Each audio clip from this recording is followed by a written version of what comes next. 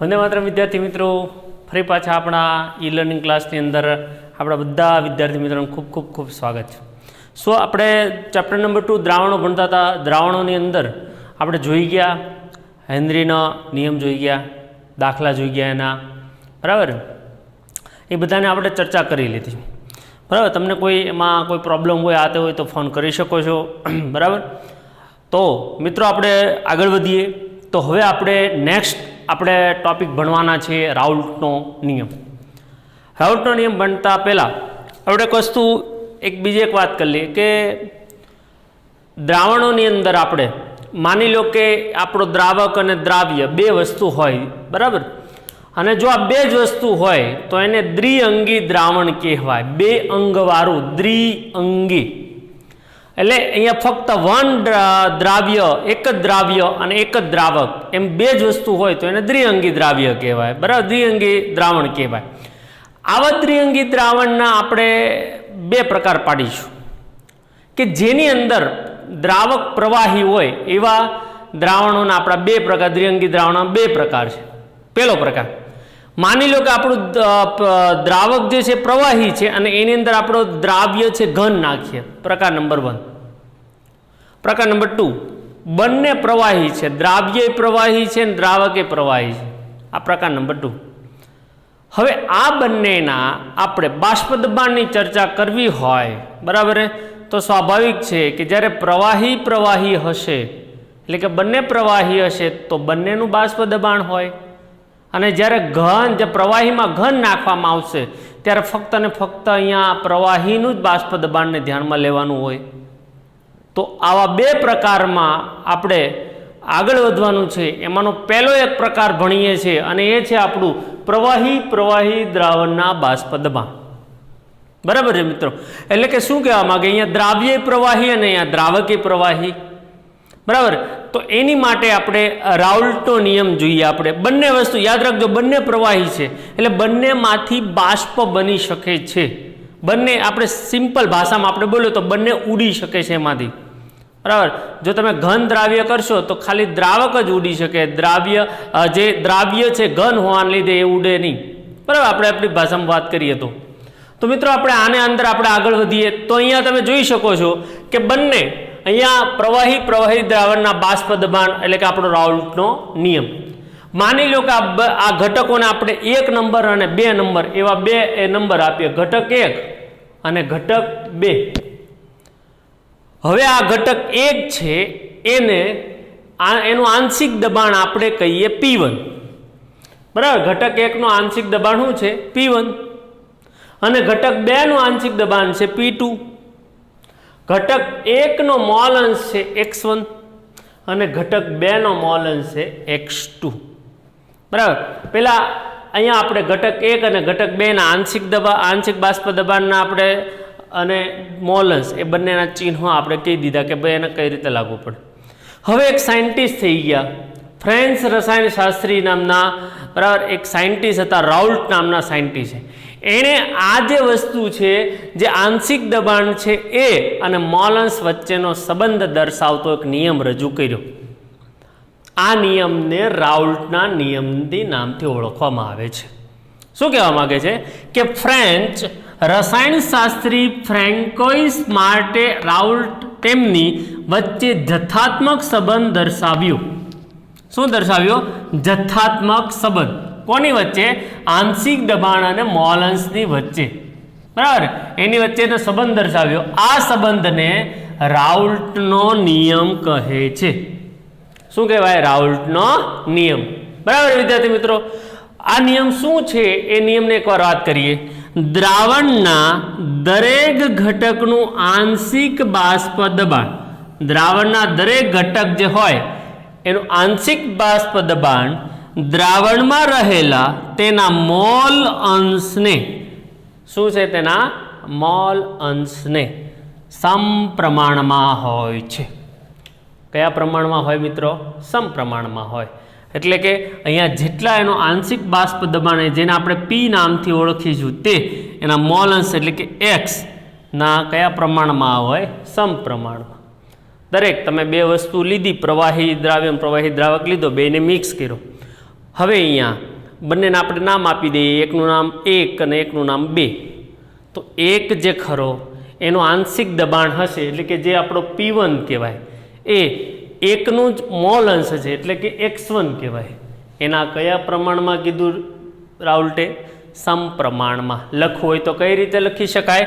P1 ચલે છે x1 અને P2 ચલે છે x2. ચલે છે કાઢવો છે, સમપ્રમાણ તો કાઢવો છે, તો આપણે અચળાંક લેવો પડે. તો P1 બરાબર P10 x1 ને P2 બરાબર P20 x2. જ્યાં P10 છે એ શુદ્ધ ઘટક 1, જ્યારે ઘટક 1 જ્યારે શુદ્ધ હોય, તમે દ્રાવણ નથી બનાવ્યું, એ સમયનું એ જે ઘટક છે એનું બાષ્પ દબાણ કહેવાય P10.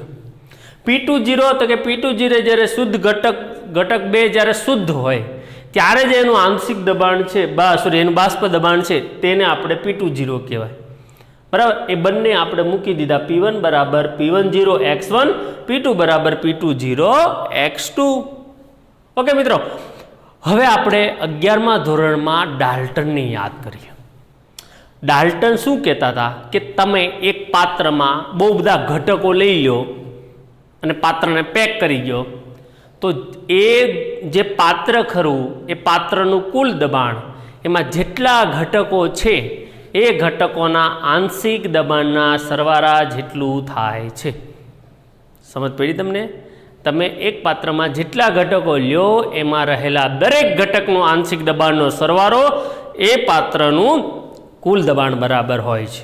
તો આપણે એને આપણે થિયરિકલને આપણે લખવું હોય તો P કુલ દબાણ બરાબર P1 વત્તા P2. P1 વત્તા P2, અહીંયા P1 ને P2 ની કિંમત અહીંયા ઉપરથી આપણે લખી દઈએ તો P1 બરાબર P10 x1 વત્તા P2 બરાબર P20 x2. ઓકે મિત્રો, હવે તમને બધાને એક 11માનું એક બીજું એક વસ્તુ ખબર હોવી જોઈએ કે અહીંયા દરેક ઘટકનો જે મોલ અંશ હોય, જેટલા ઘટકો હોય એના મોલ અંશનો સરવાળો 1 થાય છે. Chapter number 1 11 science. બરાબર? અહીંયા આપણે એ પ્રમાણે x1 એ આપણો ઘટક 1નો મોલ અંશ છે, x2 એ આપણે ઘટક 2નો મોલ અંશ છે, એ બંનેનો સરવાળો 1 થાય. કેટલો થાય? 1.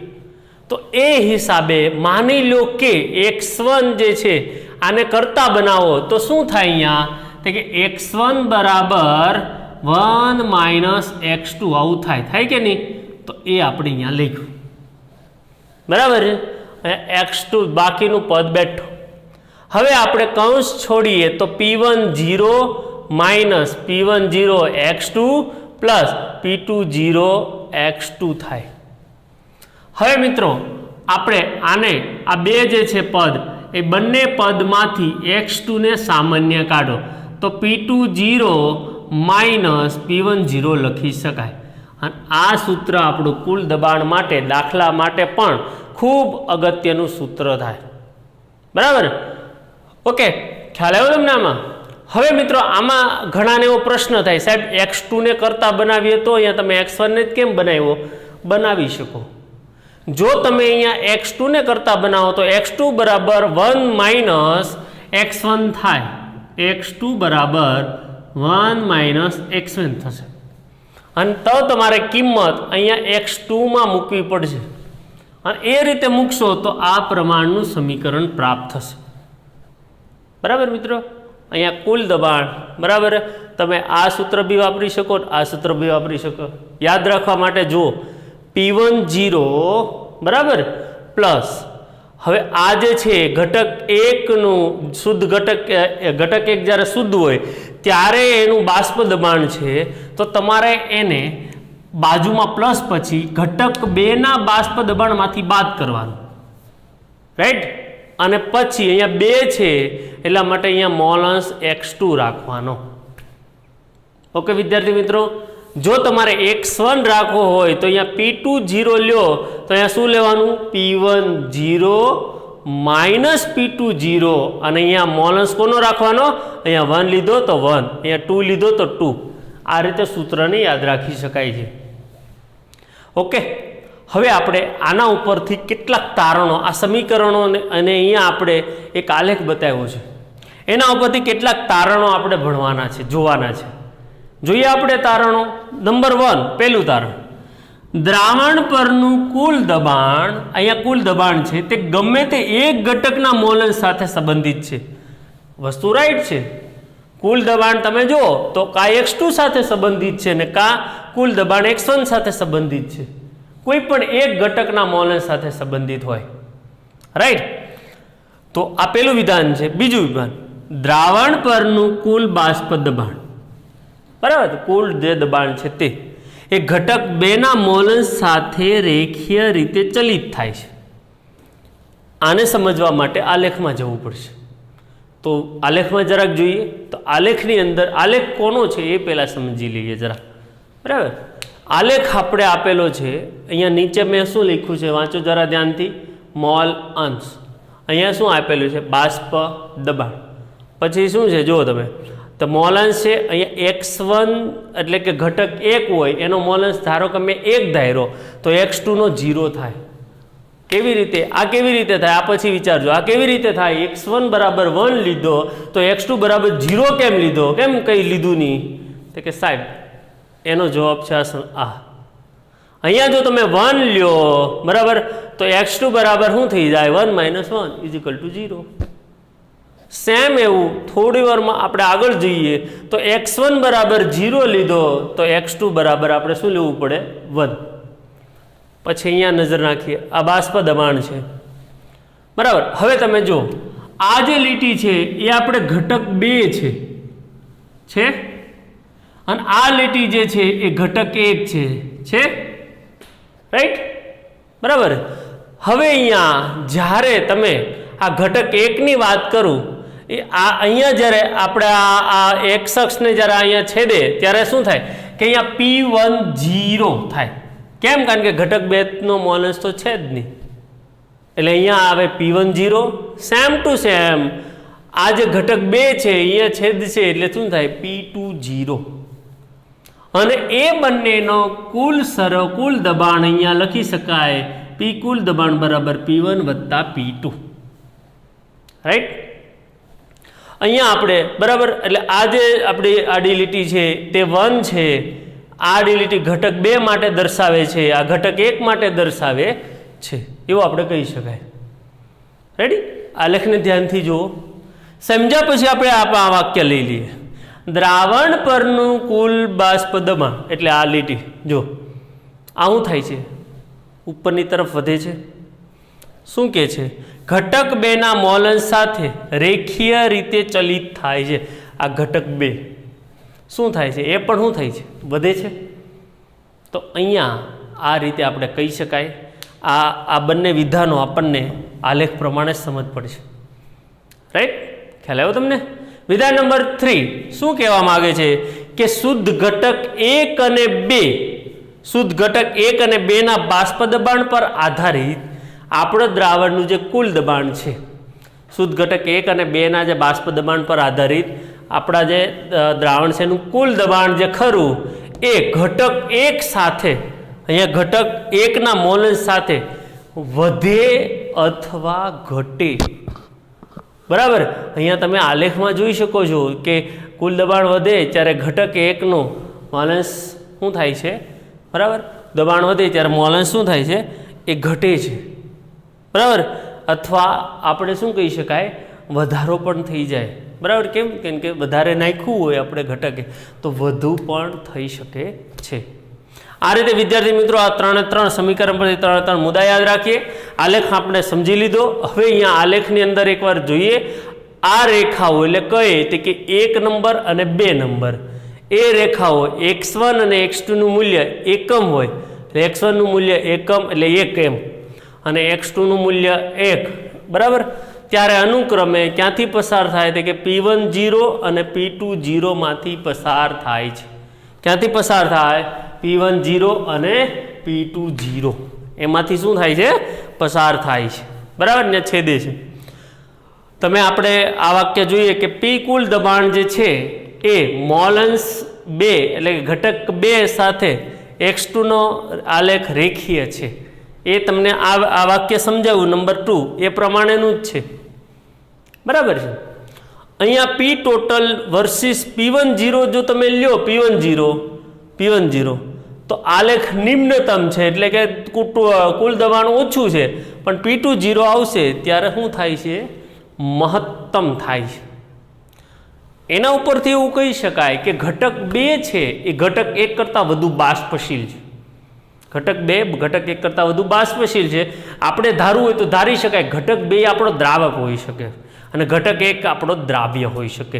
દ્રાવક વધારે શું હોય છે? બાષ્પશીલ હોય છે, એટલે કે ઝડપથી એની વેપર બની જાય. વેપર એટલે કે એમાંથી બાષ્પ ઝડપથી બની શકે છે. ઓકે વિદ્યાર્થી મિત્રો, હવે માની લો કે બંને પ્રવાહી છે એ બંને એમાંથી બાષ્પ અવસ્થામાં ભેગા થયા હોય તો તેના માટે અહીંયા લખ્યું છે કે y1 ને y2 એ ઘટક 1 અને 2 ના બાષ્પ કલામાં મોલન્સ છે. શેમાં? બાષ્પ કલામાં. અને ડાલ્ટનના નિયમ પ્રમાણે સેમ આ જે આપણું સમીકરણ હતું એ જ આપણું સમીકરણ, બરાબર, P1 બરાબર y1 P ટોટલ, બરાબર, અને આનો આપણે ડાલ્ટનનું અલગથી સમીકરણ થાય P1 બરાબર y1 P ટોટલ અને P2 બરાબર y2 P ટોટલ. ડાલ્ટનનો આપણે 11th ની અંદર આ રીતનું સમીકરણ આપણે શીખી ગયા છે, બરાબર. કોઈ પણ ઘટક જે ખરો એના આપણે મોલન્સ જે એનું બાષ્પ દબાણ, આંશિક બાષ્પ દબાણ જે આપણે લેવું હોય તો એ ટોટલ સાથે આ રીતે સંબંધિત હોય છે. ટૂંકમાં લેવું હોય તો લખી શકાય PI બરાબર YI P ટોટલ. દાખલા માટે આપણને આ સમીકરણ પણ અગત્યના છે, આ સમીકરણ પણ અગત્યના છે અને આ પણ અગત્યના છે. આ ટોટલ બધા જ સમીકરણો આપણા દાખલા માટે ખૂબ જ અગત્યતા દર્શાવે છે. ઓકે વિદ્યાર્થી મિત્રો, એક વખત જરા ધ્યાનથી જોઈ લો. ને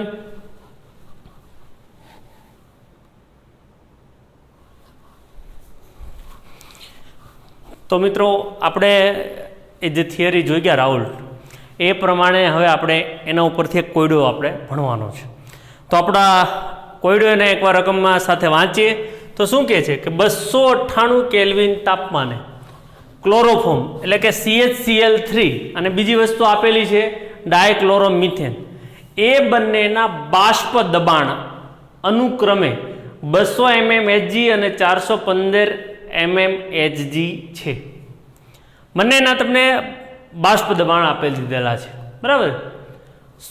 કયા સ્વરૂપમાં છે? શુદ્ધ સ્વરૂપમાં છે. તો પછી આપણે ચાલો એક વખત એને લખી દઈએ અહીંયા સાઈડમાં જે આપેલું છે.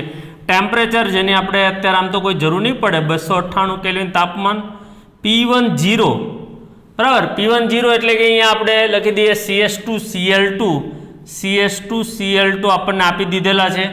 શું આપેલો છે? કેટલા છે? તે કે ભાઈ 200 mm, સોરી CHCl3 એનો આપણે આપી દીધેલા છે. કેટલા આપેલા છે? તે કે એનો આપેલા 200 mm બાષ્પ દબાણ. આંશિક જે આપણે જે એનું શુદ્ધ ઘટક હોય ત્યારે બાષ્પ દબાણ છે ત્યારે mmHg. અને બીજી વસ્તુ આપણને આપી દીધેલી છે P10 CH2Cl2 કેટલા આપેલા છે? 415 mmHg. તો વિદ્યાર્થી મિત્રો, આપણે શું માગેલું છે એને જરાક આપણે ધ્યાનથી એની પર આપણે નજર નાખીએ. ઓકે, તો અહીંયા આપણને, બરાબર, આપણે આ જે CHCl3 છે એને આપણે ઘટક 1 નામ આપી દઈશું, એટલે કે આ ઘટક 1 અને આ છે આપણું ઘટક 2.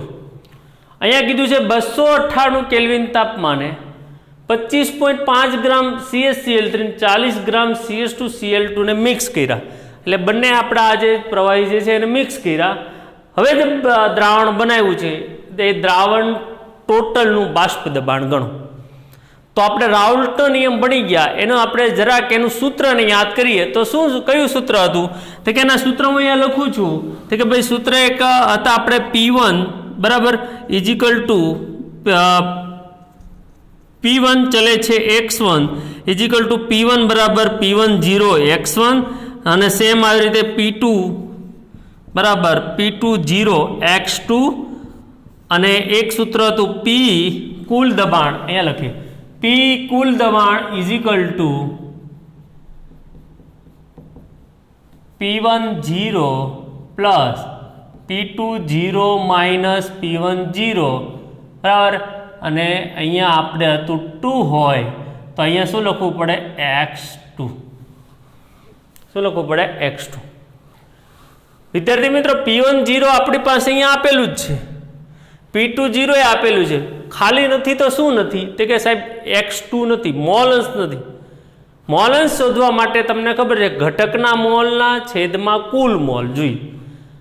તો ઘટકના મોલ એટલે કે અહીંયા 2 નંબરનો ઘટક એટલે કે અહીંયા CH2Cl2 ના મોલ જોઈએ, અને કુલ મોલ માટે તમારે આના પણ મોલ શોધવા પડે CHCl3. તો પહેલા બંનેના મોલ શોધી લઈએ.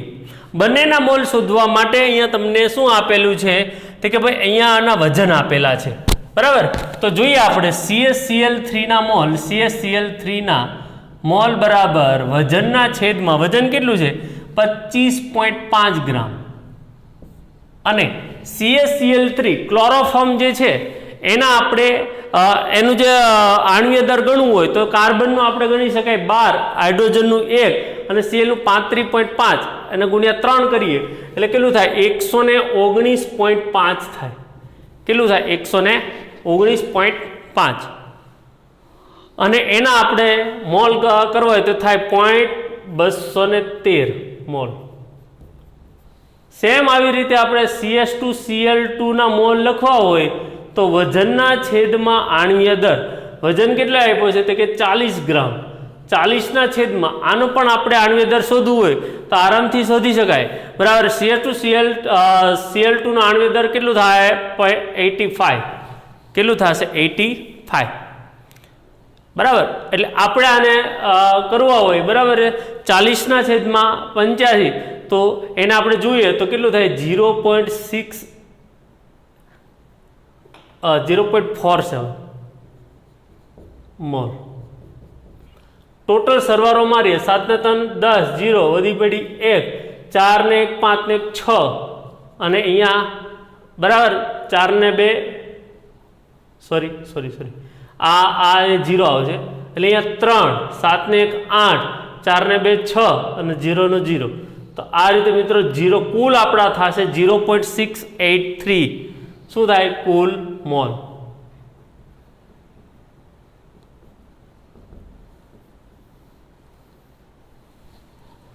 હવે વિદ્યાર્થી મિત્રો આપણને અહીંયા કોનું કીધું છે? તો કે મોલ અંશ કીધો છે આપણો બીજા નંબરનો ઘટક જે આપણે ધાર્યો છે CH2Cl2 એના મોલ અંશની વાત કરી છે. તો અહીંયા મોલ અંશ શોધો હોય તો x2 એટલે કે આપણે CH2Cl2 ના આપણે મોલ અંશ શોધવો હોય તો કઈ રીતે શોધી શકાય? તો કે ભાઈ એના મોલ એટલે કે 0.470 છેદમાં કુલ મોલ 0.683, બરાબર.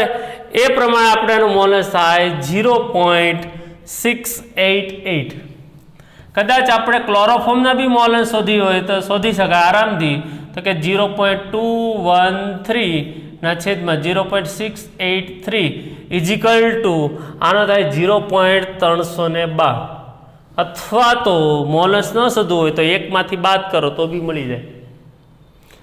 આપણી પાસે બધી કિંમત આવી ગઈ છે. હવે આપણે આપણા સૂત્રમાં મૂકી દઈએ તો P કુલ દબાણ બરાબર P કુલ દબાણ ઇઝિકલ ટુ P10 એટલે અહીંયા આપણે લખ્યું છે 200 પ્લસ P20 લખ્યું છે આપણે 415 માઇનસ P10 છે પાછું 200 ગુણ્યા x2 આપણે માટે લીધો છે અહીંયા 0.688.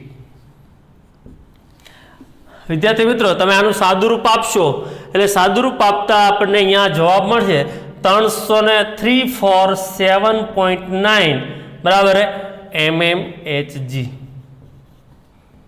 P કુલ દબાણ.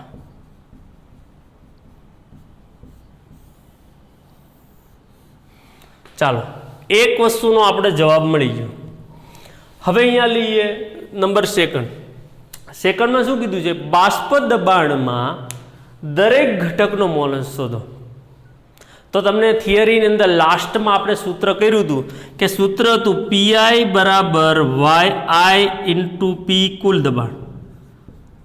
અહીંયા આપણને y શોધવા માટે કે છે 1 હોય તો 1, P1 છેદમાં P ટોટલ કુલ દબાણ અથવા તો Y2 શોધવું હોય તો P2 છેદમાં P કુલ દબાણ ટોટલ.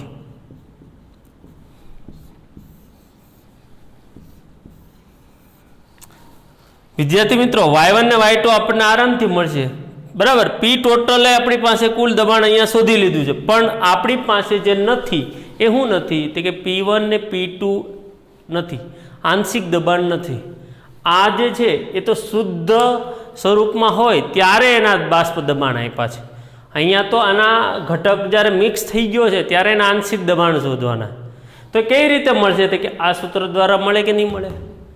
P1 બરાબર P1 0 જે આપણી પાસે છે x1 મોલ, બરાબર, એના મોલસ આપણે x1 તો 1 માટે આ આપણે આ શોધેલો જ છે, આ 1 આ x1 અને આ x2, બરાબર. તો એના ઉપરથી આપણે શું કરશું તો કે P1 ને P2 આપણે મળી જાય. તો P1 ને P2 આપણને જ્યારે આ મળે P1 ને P2 તો પછી એના ઉપરથી આપણને શું મળશે Y1 ને Y2. તો આપણે આરામથી P1 શોધવા હોય તો P1 ઇઝ ઇક્વલ ટુ શું કહે છે કે P1 0 એટલે કે 200 ગુણ્યા x1 છે 0.312. એવી રીતે P2 બરાબર કેટલા કે છે તો કે P2 બરાબર P2 શોધો P2 0 એટલે કે આપણને 415 ગુણ્યા 0.688. આ રીતે આપણને P1 ને P2 આપણે આરામથી શોધી શકાય છે, બરાબર. અને મિત્રો એના ઉપરથી તમે Y1 ને Y2 આપણે જાતે શોધવાનો છે. ઓકે, આના ઉપરથી ઘણા બધા દાખલા આવે છે, ઘણા બધા MCQ બને છે, બરાબર. એક વખત આને એકદમ ધ્યાનથી જોઈ લો, બરાબર, અને લખી લો.